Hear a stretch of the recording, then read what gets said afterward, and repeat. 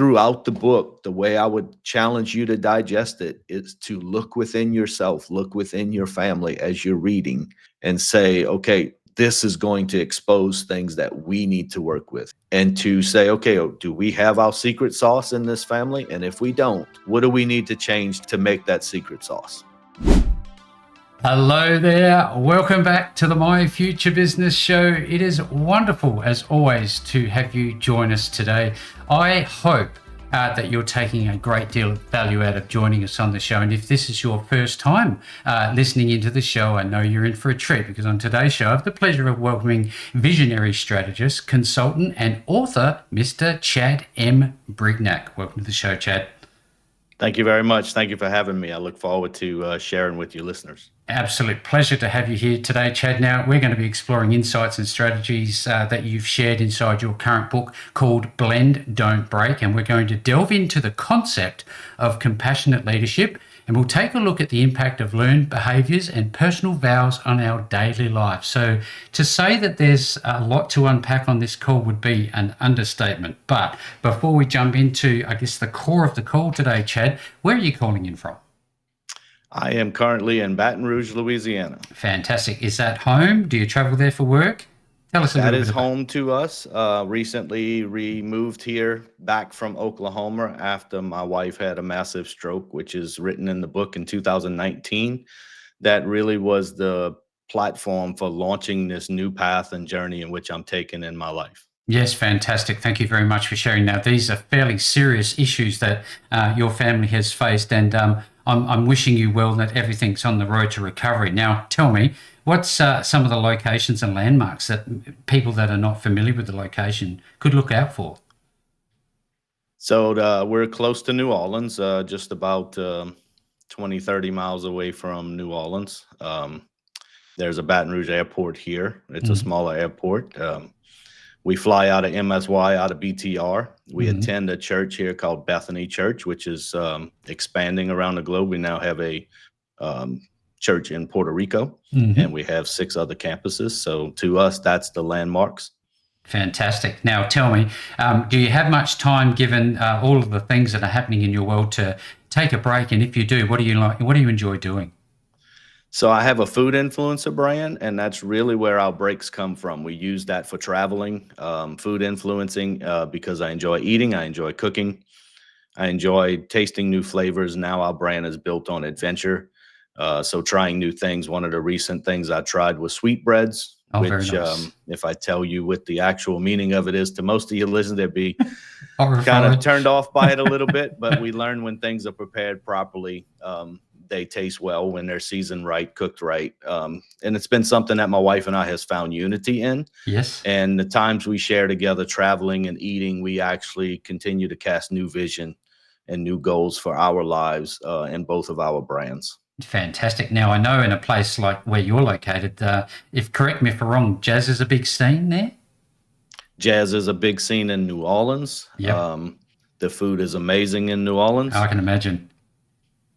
So do you often go out and socialize and have a look at the wider locations? And tell me, do you have a favorite place?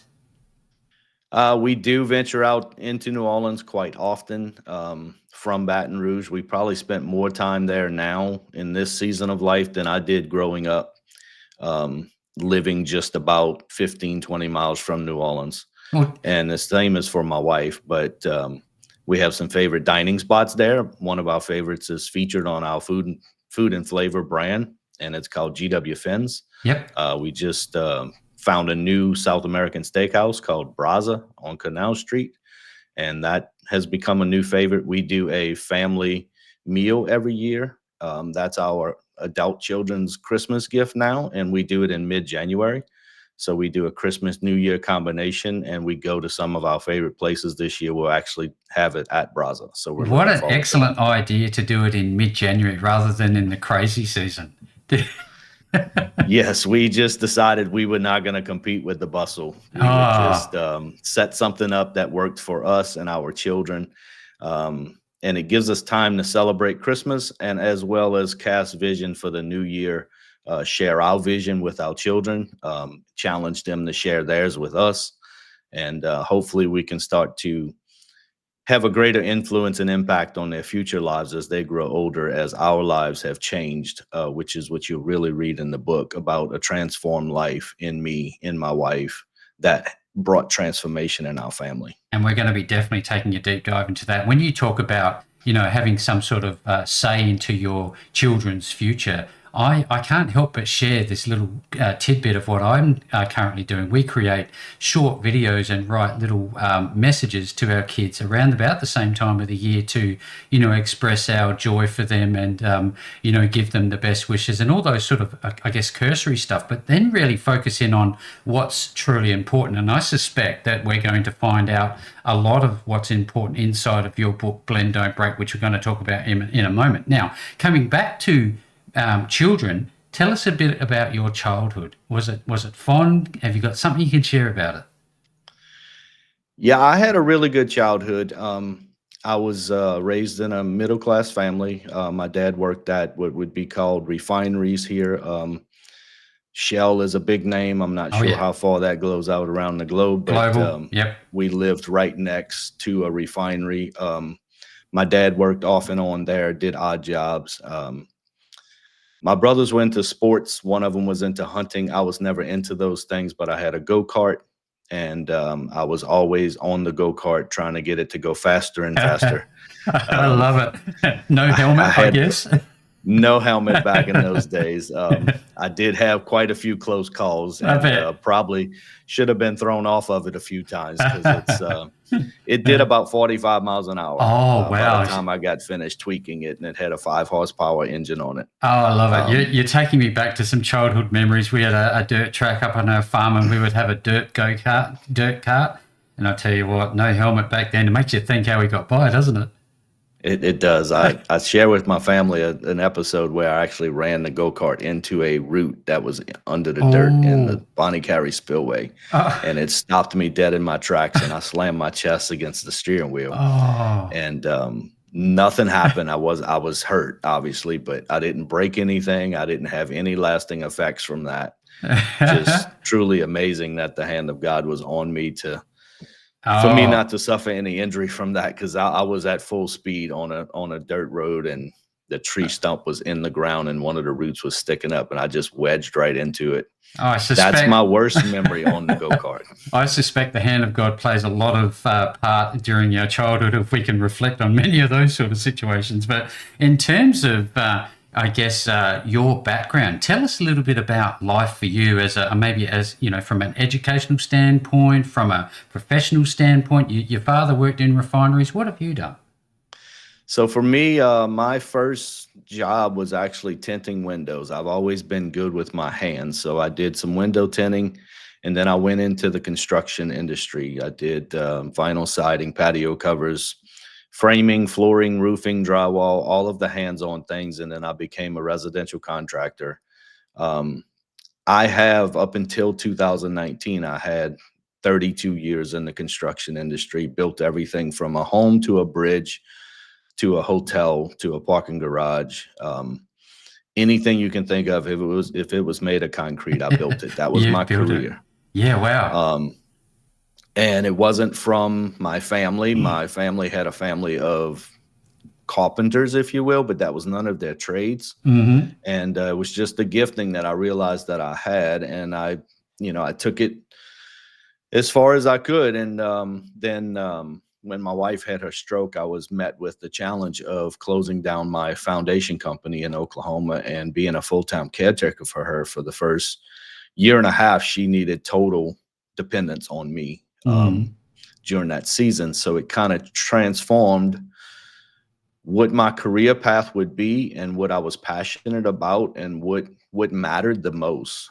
Because my work, I learned later that my work became my escape. It stopped me from dealing with real life. Yeah. So I became a workaholic, and I Mm. would put in all the hours I could just to because it was something I enjoyed, and it also prevented me from having to face things that needed to change in me as an individual and a father and a husband.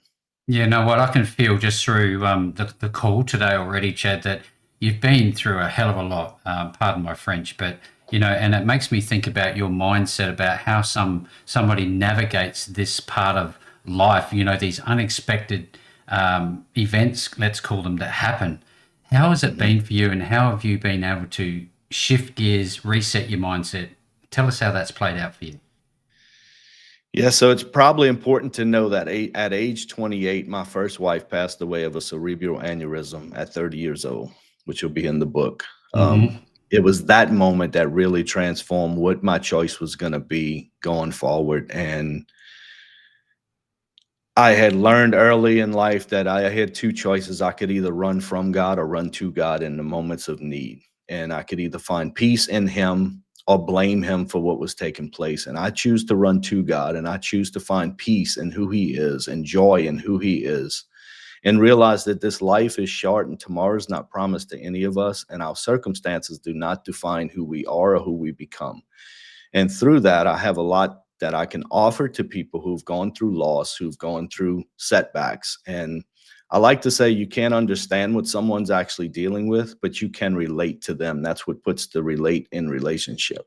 You can have similar circumstances, you can have similar paths, and you can kind of start to find kindred spirits and find ways to communicate about these things that can help each other move forward in the next direction. So the toughest part for me when my wife had her stroke was really, I'm a fixer, so I wanted to fix it. Yeah.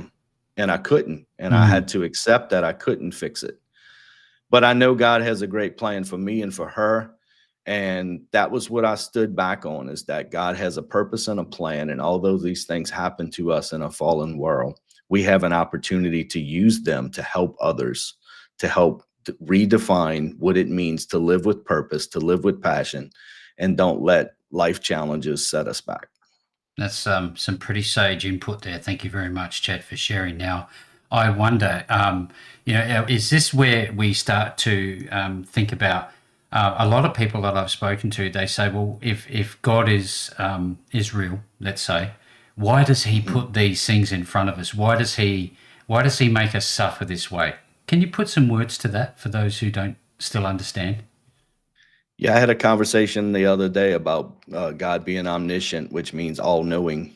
And if He's all knowing, how can free will exist? So, kind of along that similar path, if I Mm, choose to do everything right, do everything good, yet something bad happens to me, and God's an all knowing God, how does He know? Knowing that that's coming, how does He still allow that to happen? And the simple fact is that we live in a fallen world. This world is decaying. Our bodies are decaying. All you have to do is age 1 year to realize that your body's not the same as it was last year. None of us are still in our 20s. no. Everything on this earth is decaying. Everything on this earth is not going to last for eternity, but our spirits do. And God, in His infinite wisdom, wanted a perfect world that followed Him, but Adam and Eve chose not to. Mm, And it's when that fall came is when the world fell. And now we have to suffer through some of these things that happen to us.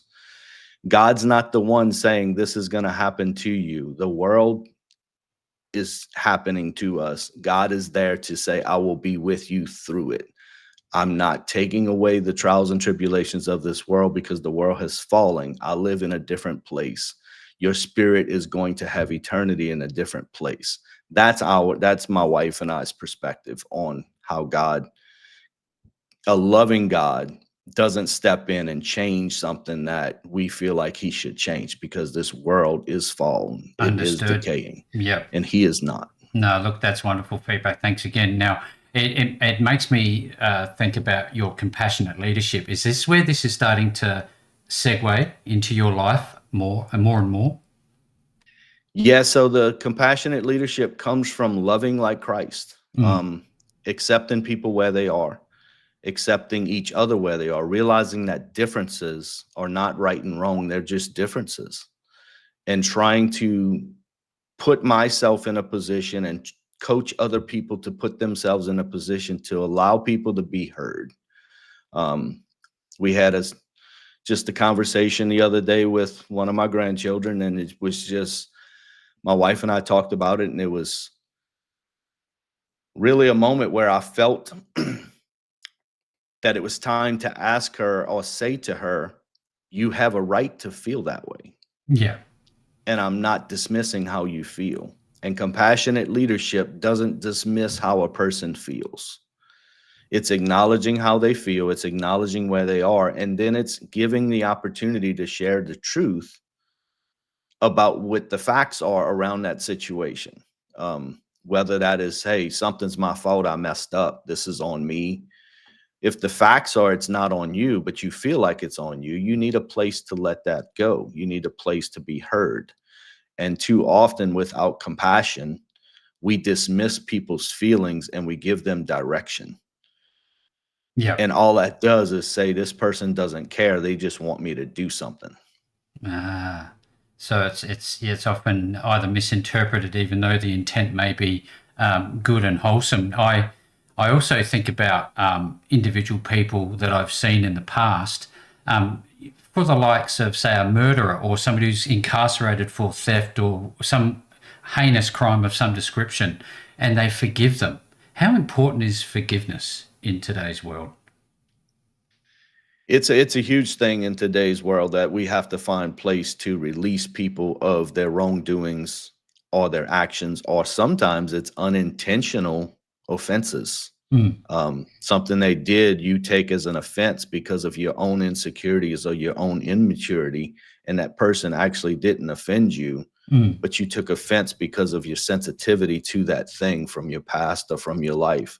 So we have to live a life of releasing people from their wrongdoings and releasing ourselves. Because when you live with forgiveness, and probably everyone's on the call probably heard this, it's like drinking poison and expecting someone else to die, but you're actually poisoning yourself. yeah. You're holding yourself to something that is not holding anyone else back but you.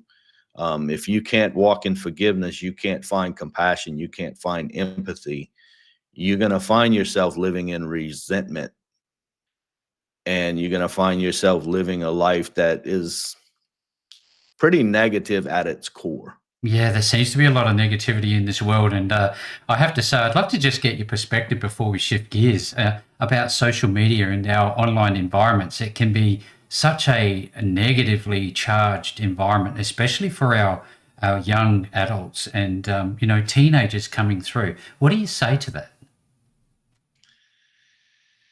I say you have to find your value within yourself and within who God says you are, and you have to define what that is.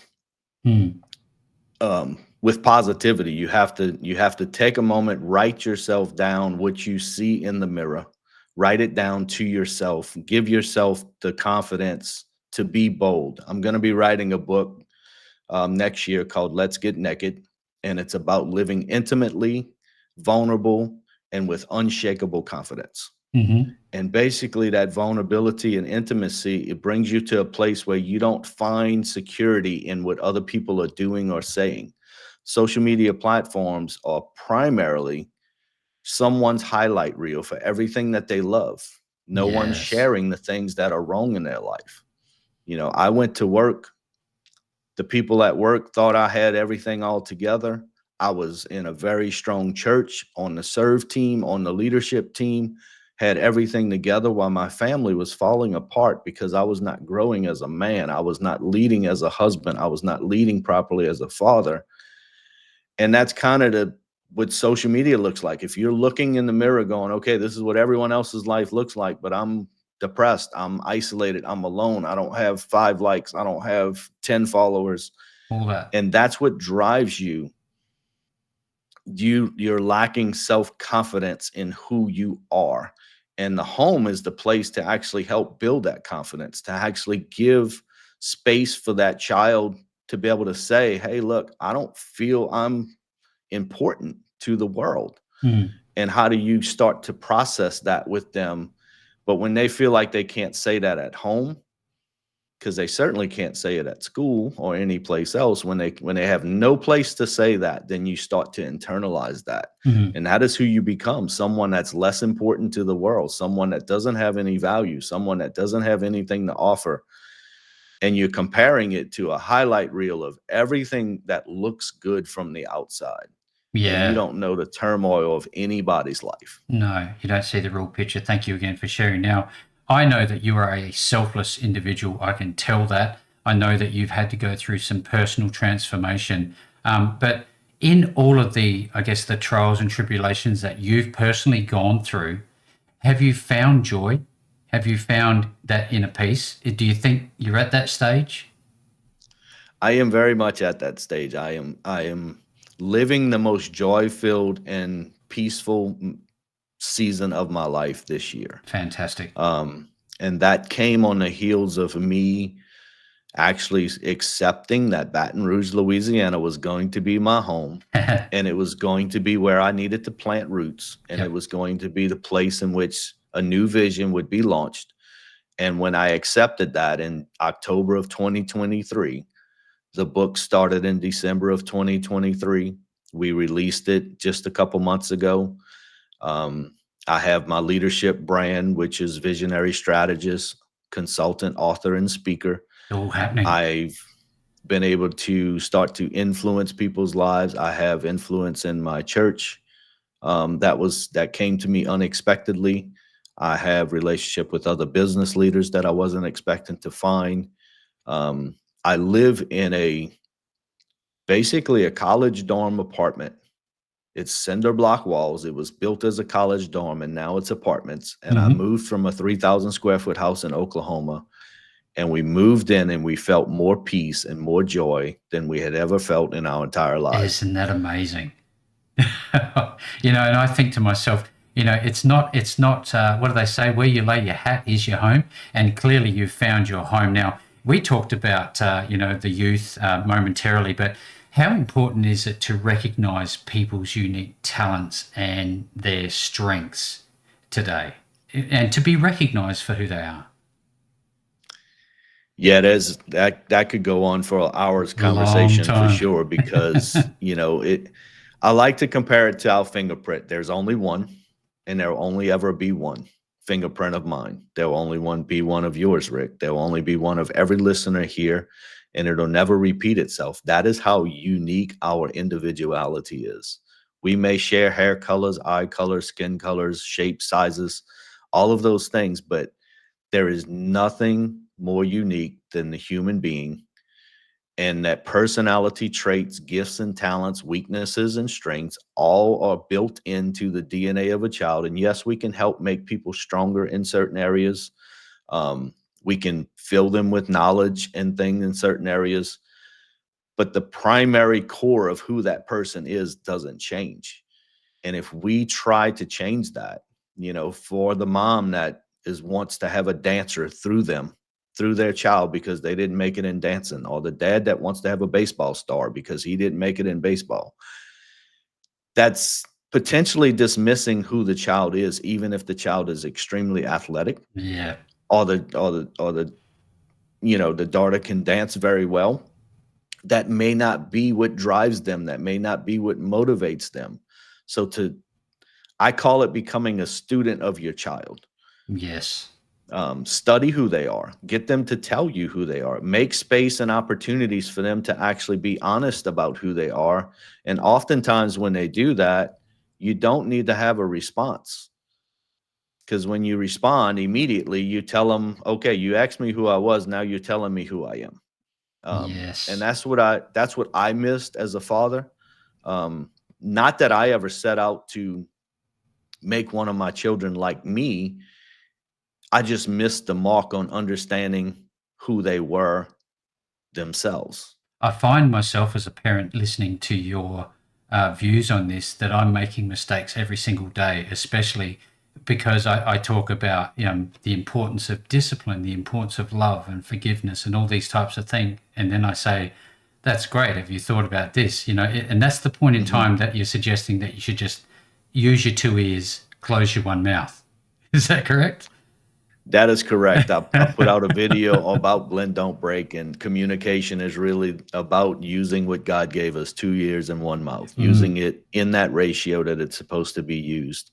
And in that, I said I was too often a lecturer instead of a listener. And we don't mean to be, do we? No, we don't. Something came to me today, and I believe it came just in time for this call. Mm. There was a conversation about how the adults or the parents become idiots when the child turns 18. because now the child knows everything. And I was an 18-year-old that knew everything. Me But what too. hit me was a different perspective is that that is what we're taught. Our parents tell us what to do, Hmm. how to do it, when to do it. I told my children what to do, how to do it, when to do it. Parrot And I fashion. used my authority. Hmm. I didn't use my influence. So in the end, you end up losing your influence and eventually your authority times out. So basically, my 18-year-old self just did what my parents taught me was to know everything Mm. and to do it the way I say to do it. And my children did what I taught them is to know everything and do it the way I say to do it.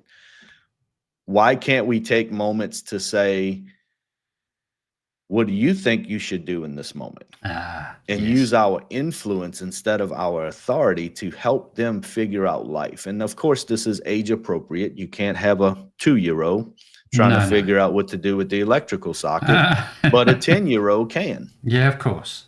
Yep. And I think that's where we miss the mark in allowing children to be heard, allowing children to have a voice and have an opinion. Um, that puts us in a position to have better conversations and have more influence, and that influence will have a lasting effect into adulthood. If we get better as parents of just shutting up and listening, when our children or grandchildren, whoever approach us, and they actually ask us for advice, is it appropriate then to tell them, what I think this is the way I would do it? It is appropriate then. What I would suggest that because everything again is age appropriate, is I would Mm, say mm. once you kind of give that advice, let them tell you back what they heard, the way they understood it. Yeah, we opened the call by introducing learned behaviours and personal vows. Tell us a little bit about why this is important. So what I like to say is when you're not aware of your learned behaviors or you don't know they exist, you operate on autopilot. You react to things and do things without even knowing it. Your subconscious is what's doing it for you because it's things that you've picked up. There's a story out there that talks about the mom cutting the tip off of the ham to put it in the oven, and she would cut the tip off and put it in the pan, and one grandchild became inquisitive to say, "Hey, kid, why are you cutting the tip off of the ham? Is it too tough? Does it not cook right? What?" And it goes, "I don't know. My mom used to do it." Well, why? Well, let me ask my mom. So they asked the mom and then the grandmother, and come to find out the reason why they were cutting the tip off the ham was because the great grandma's pan wasn't big enough to fit the entire ham. Oh, That's what a learned behavior is. You're picking up something along the way and you're repeating it over and over again, and you're not even sure why you're doing it. It's just something that you learned from how you were raised, from being around family, from being around friends. You pick up these behaviors that just happen subconsciously, and you don't even realize that you're doing them. So becoming aware of them gives you an opportunity to challenge them. It doesn't mean they're all bad or they're all good, but if you're facing some significant conflict in your marriage, there's chances are that there's learned behaviors that are driving outcomes there that neither one of you are dealing with. And that's the root of the problem. And you have to get to find out what those are. Sometimes others can tell you you do something repetitively before you can become aware of it yourself. I wonder, in terms of, I have these daily mantras that I go through, and then I do a little bit of just sitting and reflecting. I don't call it meditation. I just sit and I just try to empty my mind of a morning, and I just try Mhm. to have a blank space. And I talk about, these little mantras, and I do them daily, and they're all very positively charged. And I think to myself, you talked about personal vows on the opening of the call. Is that kind of what you're aiming at in your belief patterns? So a personal vow is the way we speak about it. A personal vow is something that you see in action being done. Let's say you have a parent that yelled a lot and you Mm. say, "I will never yell at my kids." Ah, You just made a personal vow to not repeat an action. It's essentially making right a learned behavior that you could have picked up. You decide to challenge that and make it right. Right. For my wife, it was I love you. She never heard I love you growing up. So she set a personal vow that she will tell our children I love you all the time. And she does. Yep. Again, those things could be inherently bad or good. The problem with the personal vow, different from the learned behavior, is that you take lordship over that. You decide that I'm in control of when I'm going to let that go.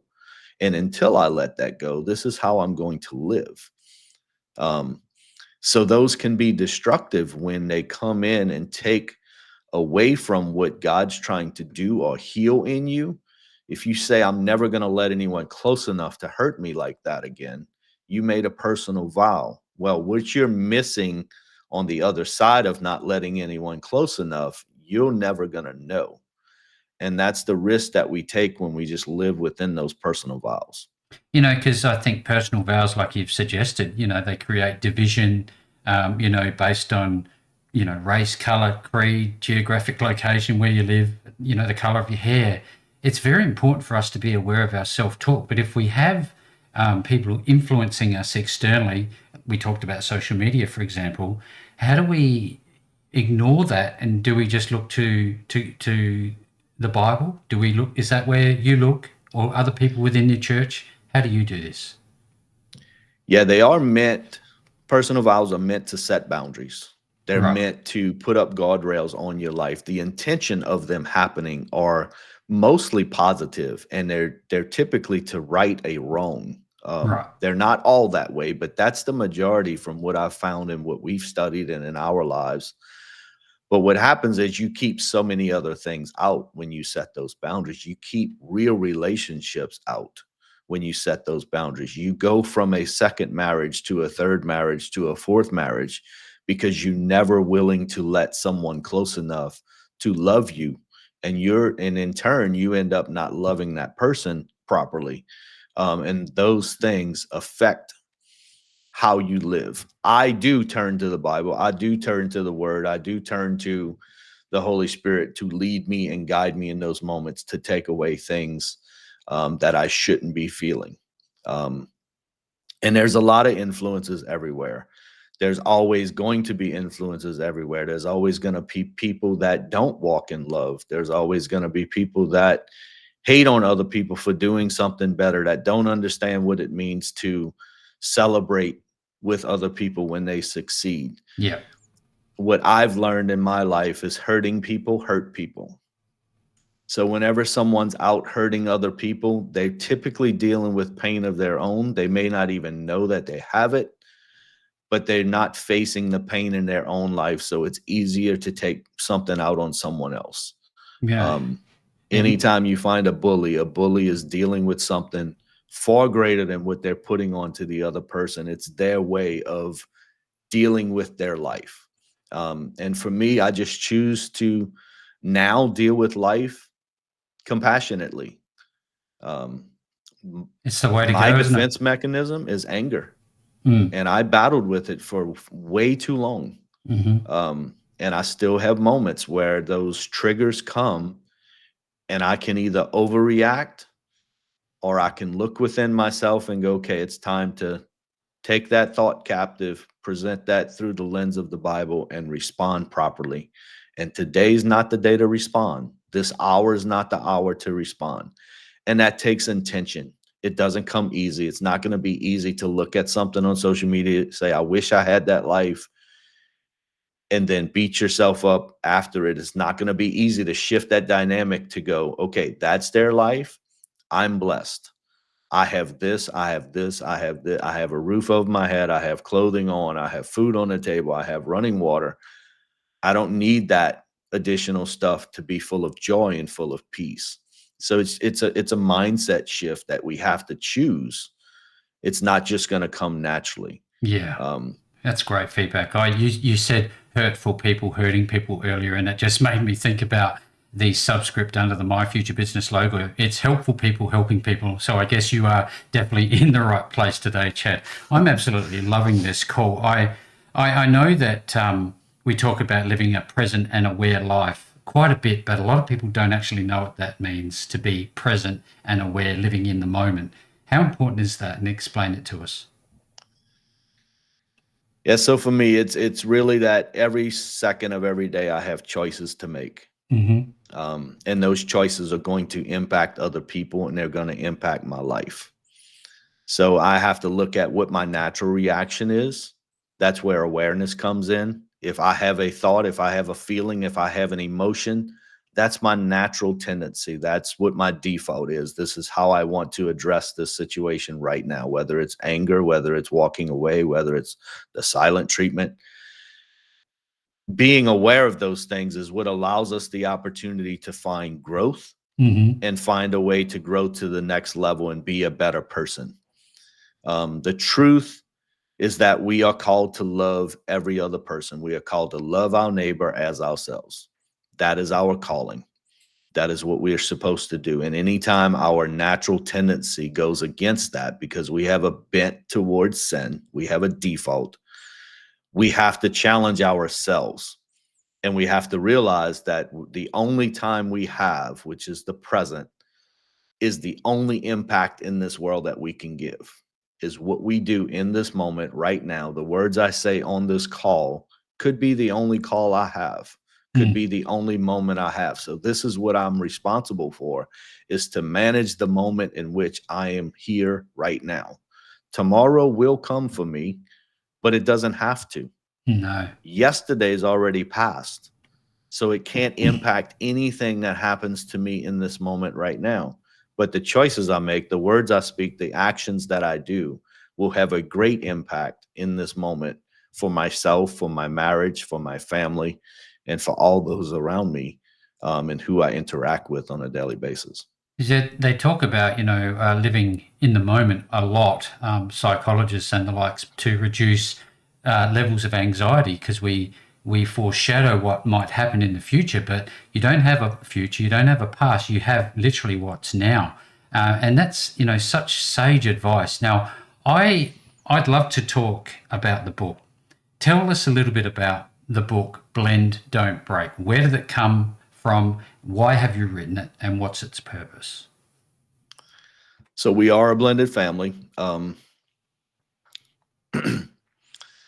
And in our blended family, we have two kids from my first marriage, two kids from my wife's first marriage. And there's a story in the book about what happened to both of those. My wife did pass. She was divorced by her husband. He committed suicide. When we met, our children were 2, 5, 10, and 15, respectfully. And I would say about 5 years into our marriage, we looked at each other and said, we need to write a book about blended families and for blended families because we were struggling. We didn't come up with this idea because we had it all figured out and we had everything going as we planned. We came up with this idea because we were in pain. The entire household was walking on eggshells, myself included. Mm. Um, I could point fingers at my wife. She could point fingers at me, the kids at us at the kids.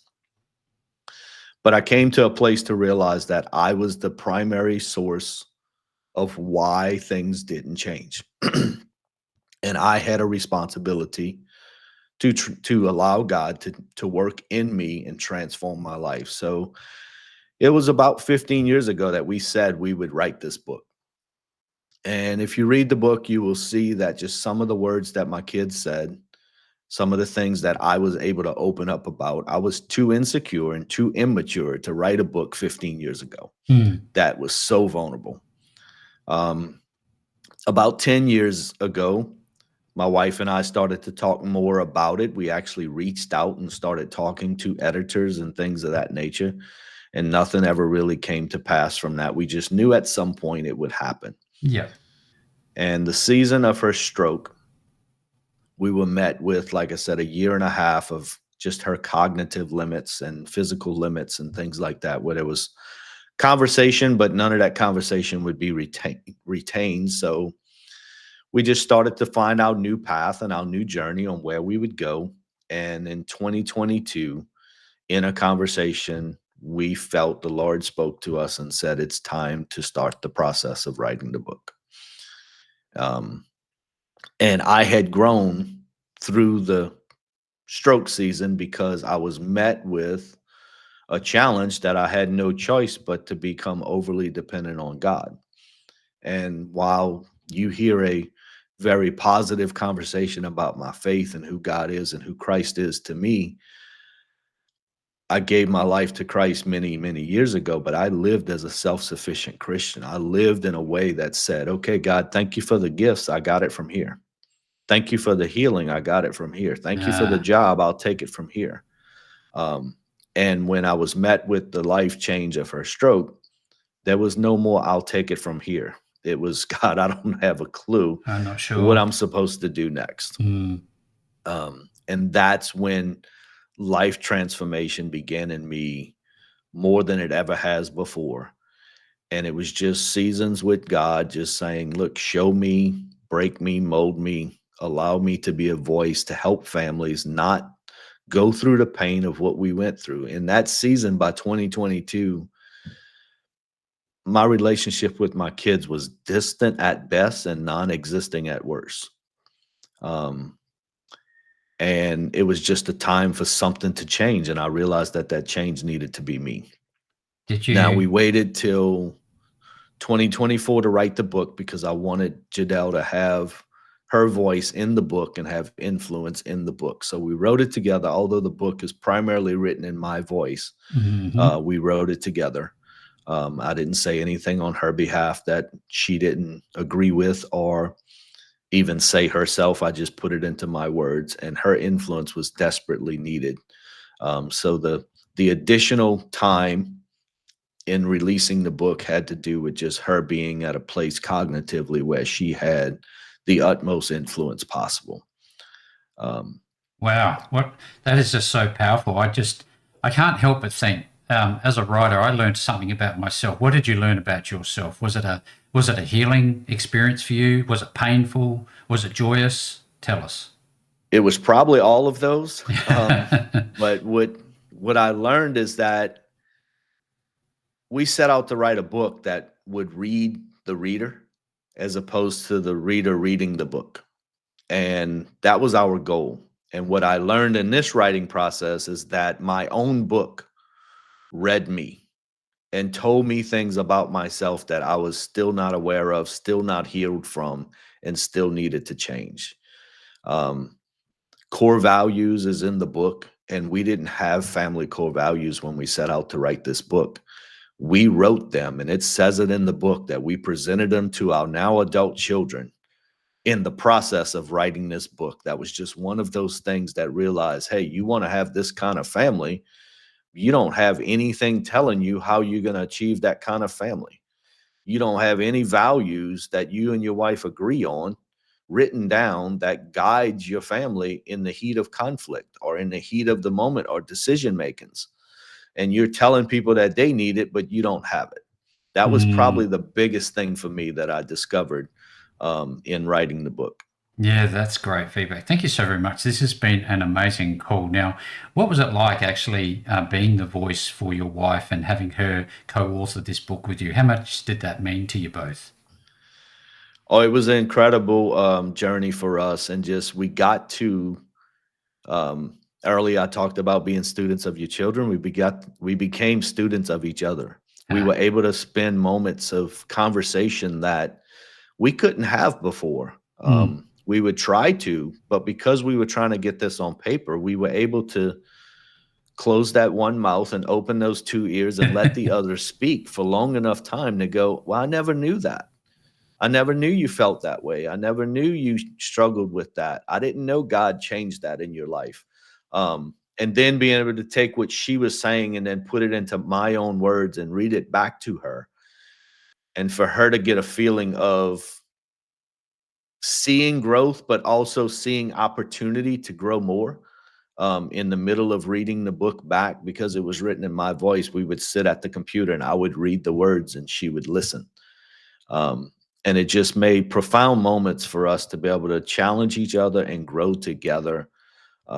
See how far we've come as a family, but also see how far we still have yet to go, because our family's not, I would be not being truthful if I were to tell you our family's perfectly healed now because I've changed and we wrote this book. I suspect The no reality family is is, are I've they? caused too much pain for that to be true. Mm.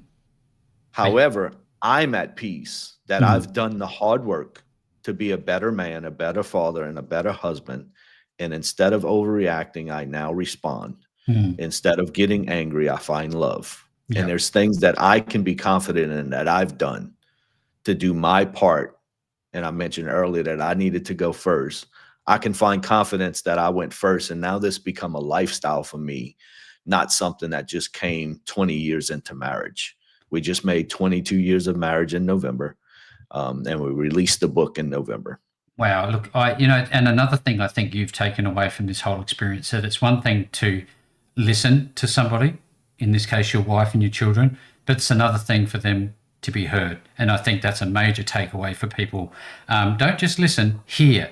Now, tell me, That's correct. when somebody wants to get this book, this wonderful book, Blend, Don't Break. What is it? Is it a cover to cover experience? Is it a guide? Is it something that people can go back to? How does somebody consume it to get the most out of it, do you think? Yeah. So what we like to do is, I'll tell you, because I think it's important. We set out to write a book for blended families, and what God put together was a book for all families Mm-hmm. from the heart of a blended family.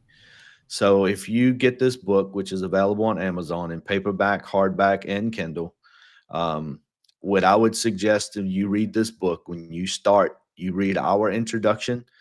My challenge to the reader is to introduce themselves to their lives.